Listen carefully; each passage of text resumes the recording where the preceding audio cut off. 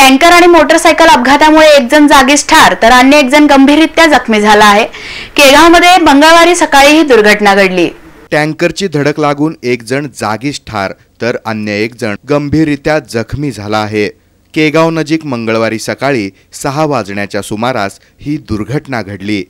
विजय शिवाजी सुरवसे वय 35 आणि दत्ता थोरात वय 30 दोघे राहणार न्यू लक्ष्मी चाळ हे दोघे मोटरसायकलीवरून थर्मॅक्स कंपनीकडे निघाले होते।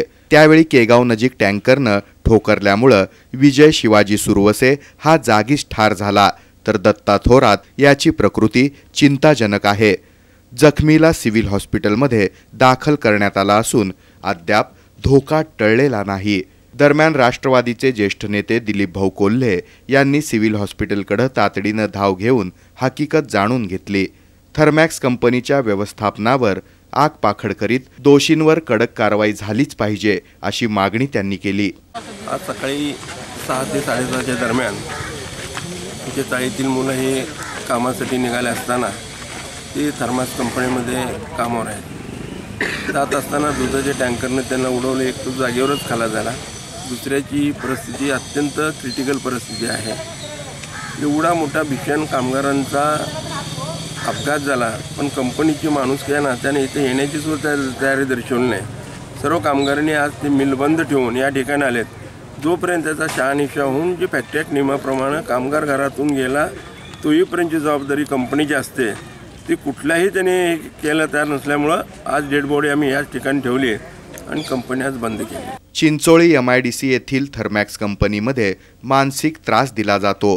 कंत्राटदार इलाही शेख याच्याकडून छळ होत असतो, त्यामुळे निर्माण झालेल्या तणावातूनच हा अपघात घडला असं मनोगत कामगारांनी व्यक्त केलं। आजचा अपघात कशामुळे झाला आहे त्याला मोठं कारण फक्त म्हणजे कसं कामाचं टेन्शन आणि फक्त टायमावर न येणं। टायमावर येणं म्हणजे आमची ड्युटी आहे 7 ते 3:30 आणि तो जे कॉन्ट्रॅक्टर आहे कंपल्सरी फक्त 6:30 वाजता ते यायला होतो आणि नाही जर आला तर गेट पास घेणं तिथून माघारी हाकून लावणं। इथं जवळ 4-5 दिवस चालू आहे आणि मग त्यामुळे हे अपघात मोठा झालेला आहे।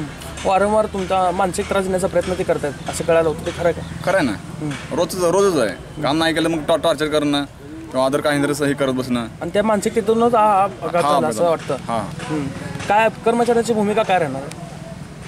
कारण आम्ही जोपर्यंत अपघात झाला, एक जण ठार आहेत, एक जण जखमी आहेत, जोपर्यंत त्या दोघांना नाही मिळत नाही किंवा जे अदर बाकीच्या कामगाराची फॅसिलिटी पूर्ण होत नाही तो काम कोण चालू करणारच नाही। हे आमचं पूर्ण कामगार कंत्राटदाराविरुद्ध कठोर कारवाई व्हावी, तसंच कामगारांना न्याय मिळावा, मयताच्या वारसदारांना नुकसान भरपाई द्यावी अशी मागणी करण्यात आली। विजय शिवाजी सुरवसे याच्या पश्चात आई, वडील, 4 बहिणी, पत्नी आणि 1 मुलगा असा परिवार आहे।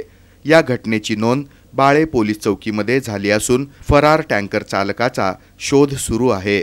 विजय सुरवसे याच्या अपघाती मृत्यूची खबर मिळाल्यानंतर नातेवाईक आणि आप्तेष्ट तातडीनं गावाकडून निघाले। वाघोली नजीक त्यांच्या जीपला अपघात झाल्याचं समोर आलं आहे।